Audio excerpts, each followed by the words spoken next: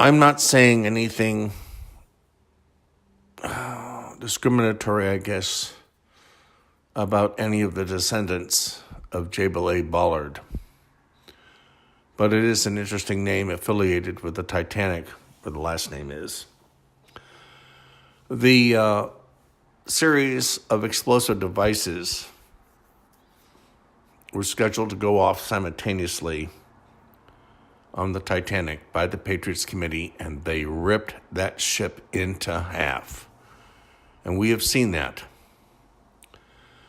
Now, Dr. Robert Ballard, he was sent down to find the remains of a naval submarine, and then was allowed, at least that's the cover story, to search the ruins of the Titanic. Was Robert Ballard a useful idiot of the U.S. government? Was he sent to really explore the remains of the Titanic? The government's going to allow him to do that? Or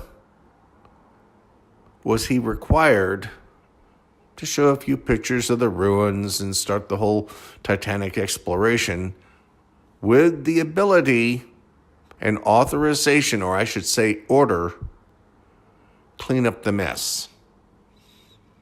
I will leave that to you. I'm not making any claims about him.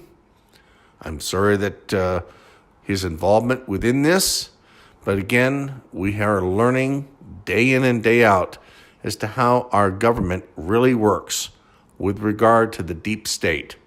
And yes, the Patriots Committee is part of the deep state. That I will go into later. I've also included a very interesting photograph of the Olympic, which is first laid down as the Titanic.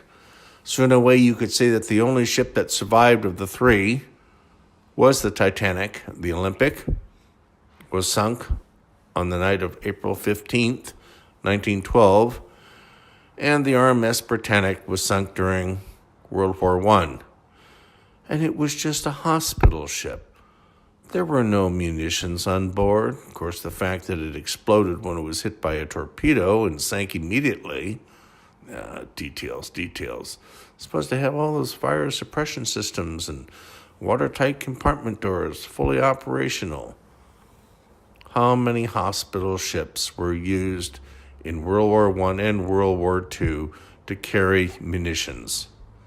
How many passenger ships were used as false flag operations, such as the Lusitania? You see, the German government knew that America pulled false flags. They knew about organizations of the Patriot Committee. They ran ads in the New York Times, other major newspapers. Passengers, people who want to travel to Europe, do not go into these shipping lanes, because these cruise ships that you're on are carrying munitions from the United States to help our enemy, Great Britain. We just advise you not to travel on these ships.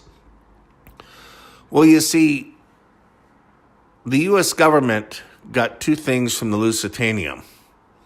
She was loaded with munitions. If she made it through, England got those munitions.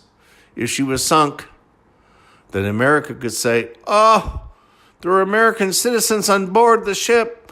It was torpedoed by those evil, nasty Germans, and it was sunk. We've got to go to war. Well, America entered the war in 1917. We were only there about maybe 10 to 12 months at the most. But who left World War I when America came in? The Russians, because they had their own little revolution that they wanted to start so they could spread their version of society through communism. The deal was, with the Wilson White House, Russia backs out as USA comes in.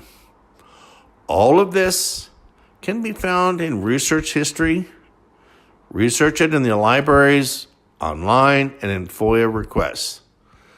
When the U.S. came in to the European theater in World War I, the Russians left. That was the deal.